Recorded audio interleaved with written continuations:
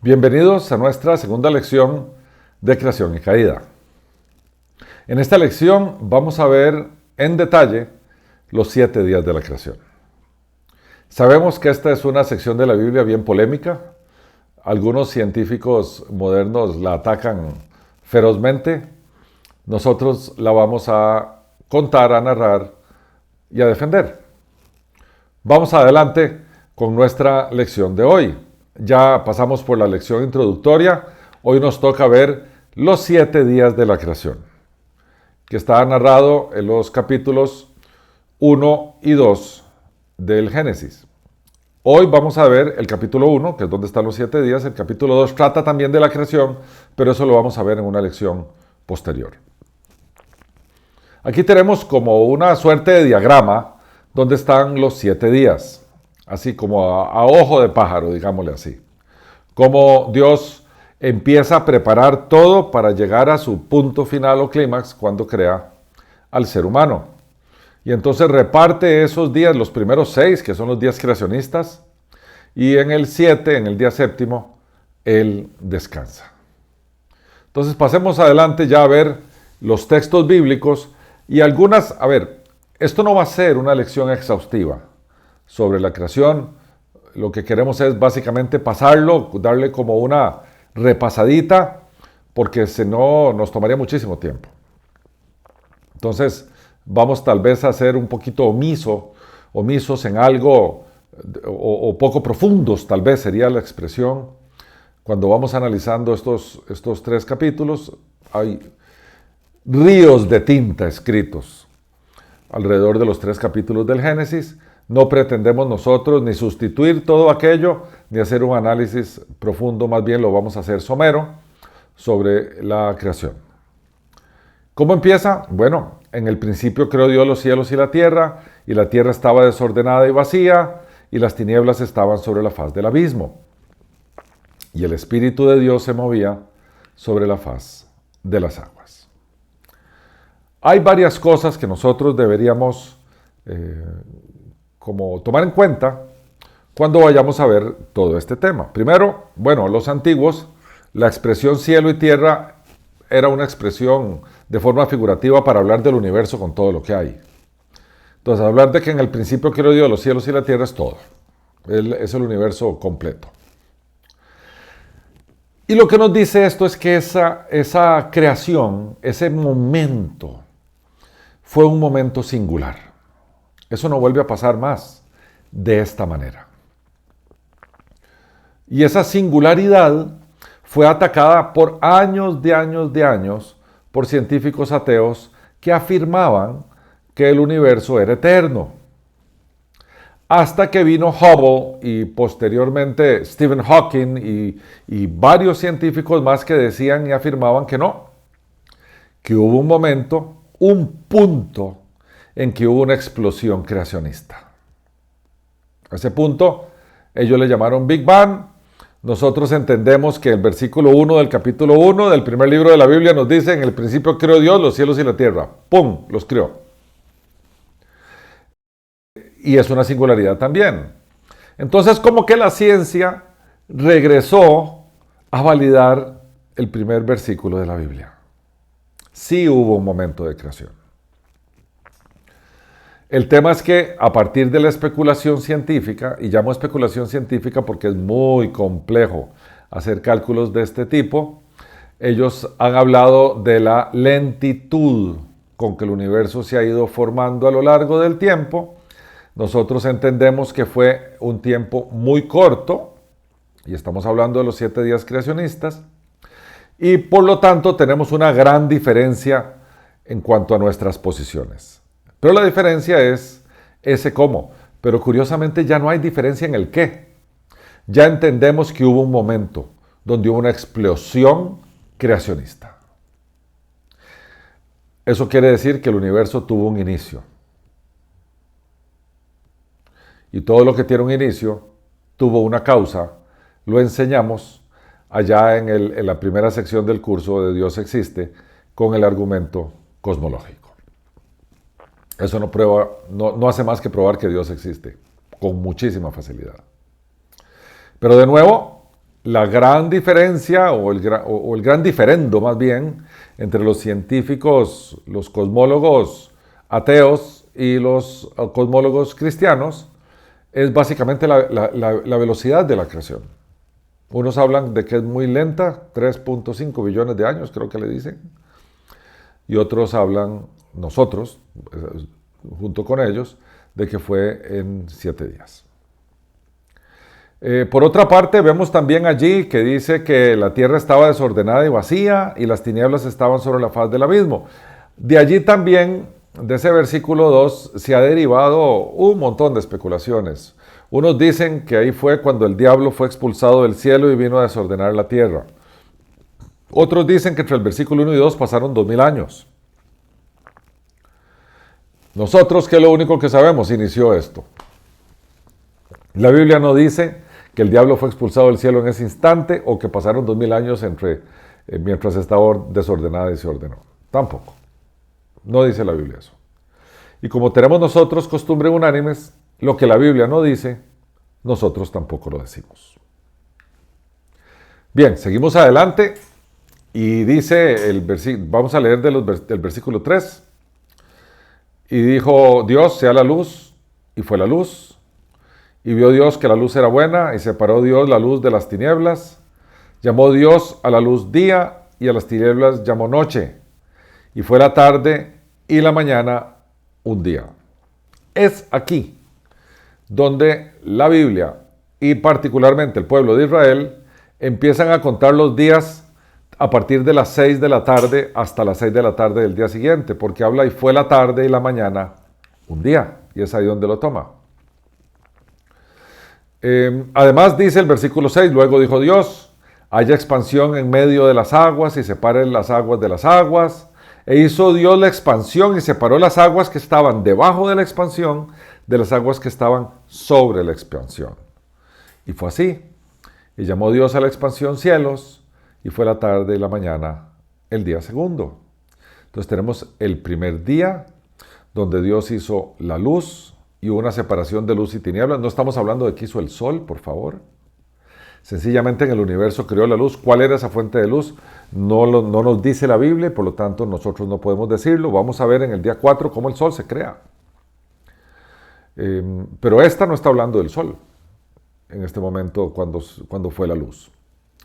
Y después de toda esa masa, Dios hizo una separación, y en esa separación llamó Dios cielos a lo que estaba en la parte de arriba y dejó a las aguas abajo. La tierra era agua. Y entonces Dios vino y separó esa agua de la tierra. Y dice así, dijo también Dios, júntense las aguas que están debajo de los cielos en un lugar y descúbrase lo seco. Y fue así. Y llamó Dios a lo seco tierra, y a la reunión de las aguas llamó mares. Y vio Dios que era bueno. Después dijo Dios, produzca la tierra hierba verde, hierba que dé semilla, árbol de fruto que dé fruto según su género, que su semilla esté en él sobre la tierra. Y fue así.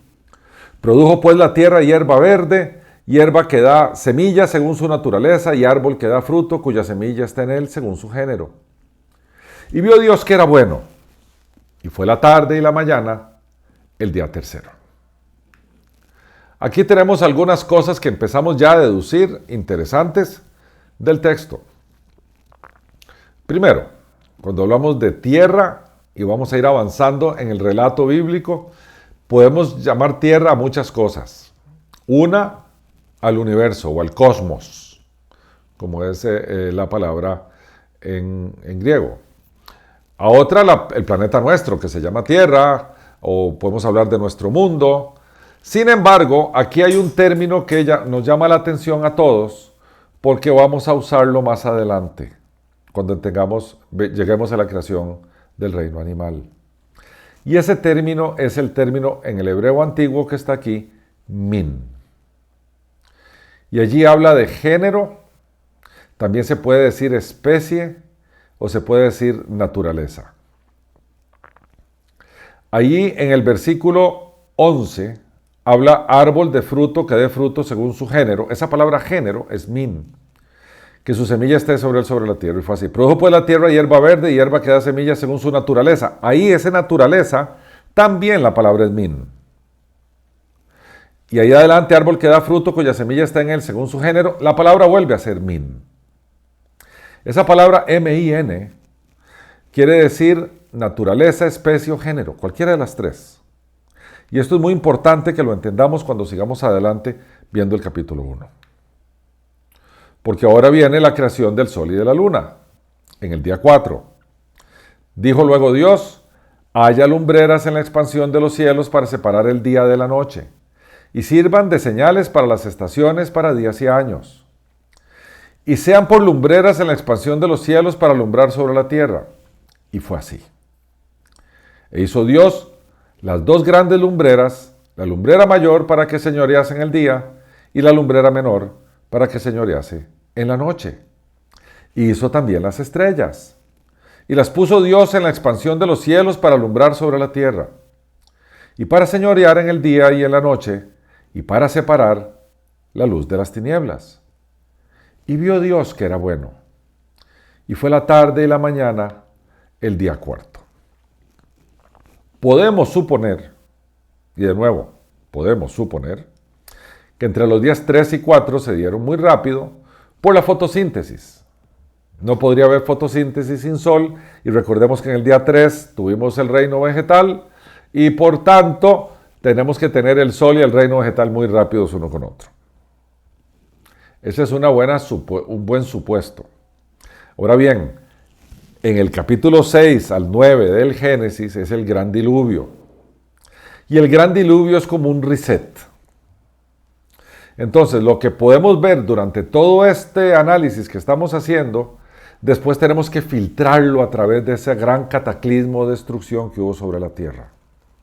Llámese el diluvio universal. Pero ese es tema para otras lecciones. De momento, nos interesa ver cómo se ha ido dando la secuencia de la creación.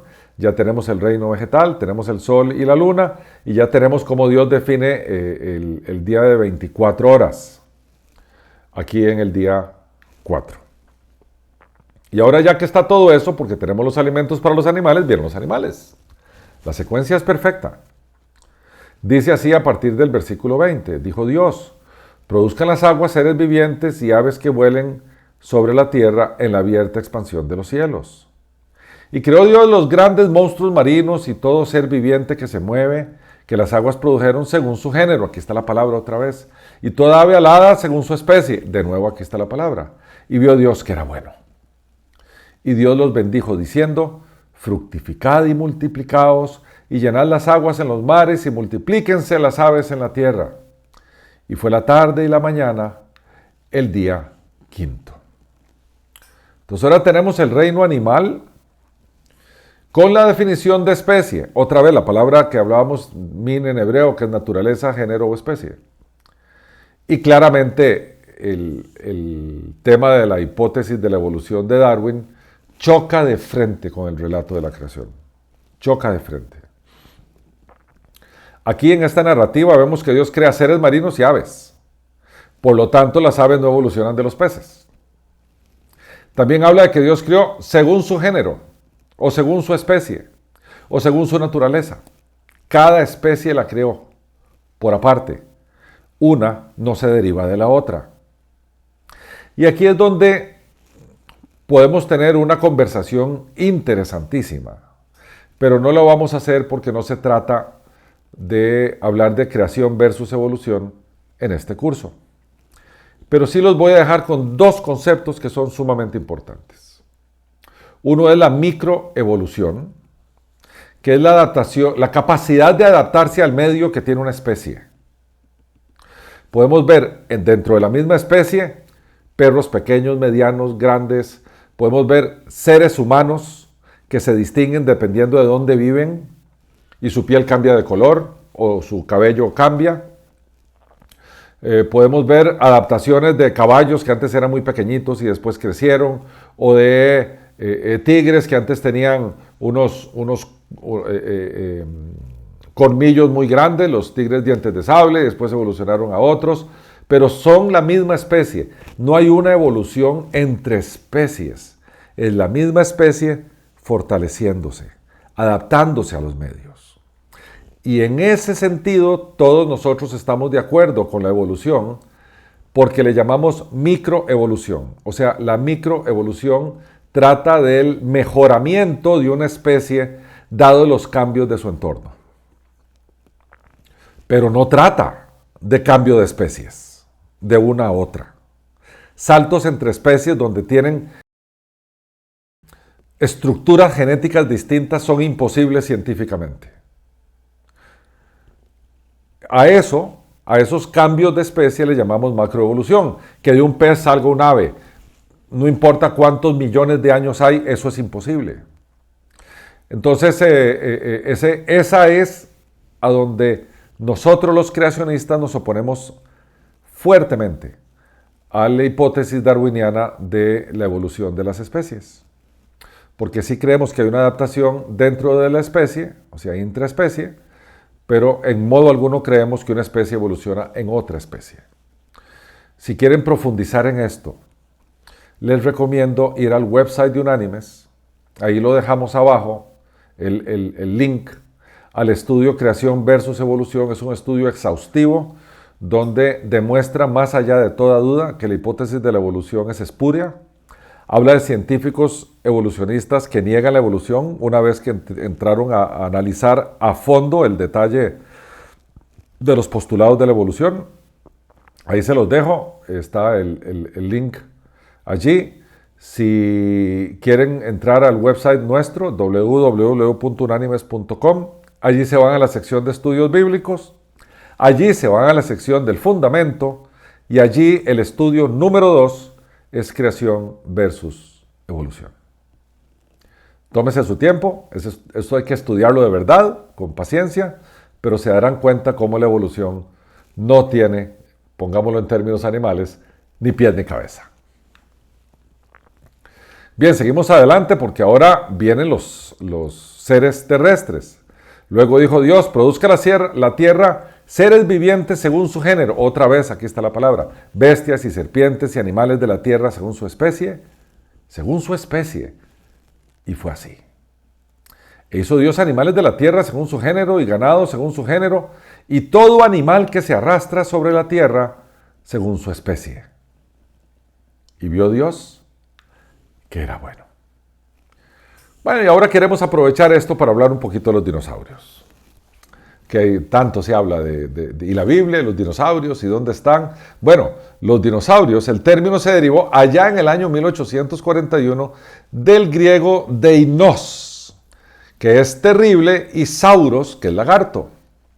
En la Biblia no está ese término, por ninguna parte. Pero sí nos encontramos narrativas de animales muy grandotes, ¿verdad? Se hace mención de criaturas que son poderosas y grandes y misteriosas, ¿verdad? Por ejemplo, Leviatán o la serpiente de mar, viene del término hebreo Leviatán, parece ser una criatura marina muy grande y peligrosa. Y a veces se dice que respiraba fuego. Hay un dinosaurio que encaja muy bien en esta descripción, que es el plesiosaurio. Esta descripción de Leviatán sale en Job 3, en Job 41.1, en los Salmos 104.25 y en Isaías 27.1. Se menciona ese animal. Taniín significa un dragón o una serpiente grande. También está en Génesis 1.21, Job 7.12, Salmos 74.13, Isaías 51.9. Y finalmente Behemoth, que es un hipopótamo gigantesco o un elefante grande que se menciona en el libro de Job, capítulo 40, versículos 15 al 17. Entonces, si bien es cierto, el término dinosaurio no está en la Biblia, pero sí estos animales gigantescos aparecen algunos narrados allí. Bien, ahora vamos al día 6, el día en que fue creado el ser humano. Aquí hay varias particularidades, pero leamos el texto. Entonces dijo Dios, hagamos al hombre a nuestra imagen, conforme a nuestra semejanza, y señoree en los peces del mar, en las aves de los cielos, en las bestias, en toda la tierra y en todo animal que se arrastra sobre la tierra. En estos versículos tenemos unos temas bien interesantes que creo que tocamos en la sección de la Trinidad, pero es interesante volverlos a ver. Primero, la palabra Dios que está ahí arriba es Elohim, que es el plural de Eloah, que es una persona en plural, y el verbo, por tanto, de hacer, se conjuga en la primera persona del plural. Hagamos a nuestra, conforme a nuestra semejanza. ¿Por qué en plural? Lo segundo es que el tema de imagen y semejanza, a nuestra semejanza, a nuestra imagen, les llamamos a eso hebraísmos, porque en el hebreo antiguo la repetición produce énfasis. ¿Y cuál es esa imagen y semejanza? ¿Somos dioses? No, en modo alguno. Tenemos características que solo Dios tiene y que nos pasó a nosotros, que nos distinguen del resto del reino animal. ¿Cuáles son esas? Bueno, nosotros pensamos, sentimos, imaginamos, conceptualizamos, tenemos moral, tenemos ética, odiamos, amamos. Todas estas cosas nos distinguen del resto de los animales, y en verdad cuando el hombre se comporta como animal, las ignora. Pero bueno, hemos explicado ya varias veces que el Dios Trino es un ser o una esencia manifestada en tres personas que son consustanciales y que subsisten en Él. Si pensamos entonces ahora que aquí estamos hechos a imagen y semejanza de nuestro Dios, sería interesante pensar en cuál de las tres personas fuimos hechos a imagen y semejanza. La Trinidad tiene al Padre, tiene al Hijo y tiene al Espíritu Santo. La Biblia nos dice que el Hijo es la imagen visible del Dios invisible. La Biblia nos dice que a Dios nadie lo ha visto, al Dios Padre. Entonces, cuando han visto a Dios o una manifestación divina, en teología se le llama esto teofanía, a quien vieron. Dice también la Escritura que el Hijo es el esplendor de la gloria del Padre. Entonces, podríamos hacer una especulación, un salto especulativo. ¿Será que fuimos hechos a imagen y semejanza del Hijo? Porque allá en el capítulo 8 de Romanos, en el famoso texto de la cadena de oro, nos dice que hemos sido predestinados para ser conforme a la imagen del Hijo, a la imagen de Jesucristo. Interesante, ¿no? Por otra parte, aquí vemos cómo el ser humano, llámese hombre y mujer, fueron hechos al principio para no morir y con igualdad de valor ante los ojos de Dios. Sí había una distinción que lo vamos a ver en la siguiente lección, pero esa distinción no tenía que ver con valor, tenía que ver con roles, porque el hombre y la mujer fueron creados con igual valor ante los ojos de Dios. Y aquí además se le da al ser humano señorío sobre la tierra. Eso quiere decir que Dios hizo toda esta creación para ser señoreada por nosotros, para nuestro disfrute. Suena increíble que Dios haya hecho todo para nuestro disfrute, porque en nuestro disfrute en la creación le damos gloria a Dios. Y el propósito final de la creación y el propósito final de nosotros es la gloria de Dios. Entonces dice, y creó Dios al hombre a su imagen, a imagen de Dios lo creó, varón y hembra los creó. Claramente tenemos una separación de sexos, pero tenemos al mismo tiempo la formación de la primera familia. Varón y hembra tienen un propósito de formar familia. Dios hace la primera familia de ellos dos. No quiero tampoco en esta lección entrar a elaborar sobre matrimonio que no sea entre varón y hembra. Eso lo dejaremos en otra ocasión, para otro curso. Pero lo que sí es claro es que el diseño divino de la familia y del matrimonio es varón y es hembra. Y entonces ahora Dios, después de crearlos, delega en ellos. Y dice, y los bendijo Dios y les dijo, fructificad y multiplicaos. Llenad la tierra y sojuzgadla y señoread en los peces del mar, en las aves de los cielos y en todas las bestias que se mueven sobre la tierra. Y dijo Dios, he aquí que os he dado toda planta que da semilla, que está sobre toda la tierra, y todo árbol que hay fruto y que da semilla, os serán para comer, y a toda bestia de la tierra, y a todas las aves de los cielos, y a todo lo que se arrastra sobre la tierra, en que hay vida, toda planta verde les será para comer. Y fue así.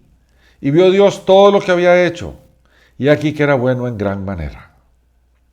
Y fue la tarde y la mañana del día sexto. Aquí Dios manda a la primer pareja a procrearse. Además, les da toda esta creación en administración. Y por lo tanto, todo lo que hace es para su disfrute, que como decíamos antes, lo lleva para la gloria divina. Hasta aquí todo bien. Hasta aquí vemos cómo Dios crea el universo con todo lo que hay allí, para que el ser humano lo gobierne para su gloria. Y aquí todo caminaba súper bien. Y terminó el esfuerzo creacionista divino. Y ahora viene el día número 7, donde empieza el capítulo 2. Dice, fueron pues acabados los cielos y la tierra y todo el ejército de ellos. Y acabó Dios en el día séptimo la obra que hizo, y reposó el día séptimo de toda la obra que hizo. Y bendijo Dios al día séptimo y lo santificó, o sea, lo apartó, porque en él reposó de toda la obra que había hecho en la creación. En la Biblia, para aquellos que han estudiado un poquitito de los símbolos bíblicos o de los significados de los números, el 7 representa lo completo y lo perfecto, particularmente lo completo. Hay religiones o distintas denominaciones cristianas que interpretan el texto de santificación del sábado, o sea, como Dios lo aparta para descanso, y producen una doctrina que después, inclusive en tiempos de Jesús, los fariseos la dispararon al infinito, ¿verdad? La tradición separa un día, o lo santifica, que quiere decir apartar, para reposar, y se emplea como el día en que se congregaban. Así pasó, se le llamó el Shabbat, que quiere decir descanso.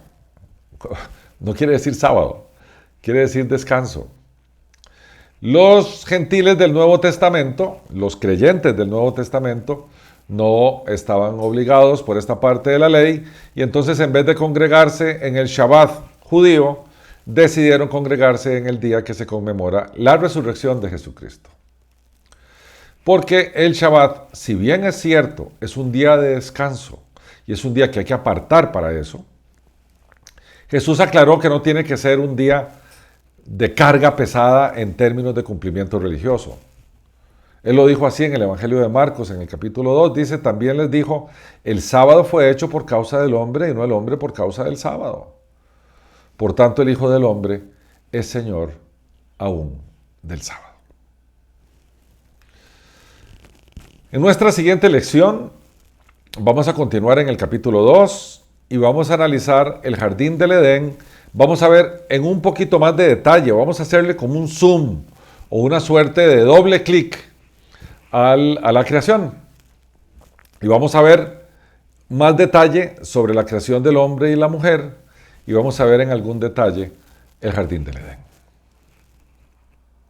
Mis queridos hermanos y amigos, con esto concluimos la lección de los 7 días de la creación. Esperamos que este viaje ligero a tanta altura por lo menos les sirva para conocer un poquitito la doctrina de los 7 días de la creación. Como siempre, esperamos y deseamos firmemente que nuestro Señor Jesucristo les bendiga abundantemente. Y los esperamos en nuestra siguiente lección. Mil gracias por su tiempo y mil bendiciones.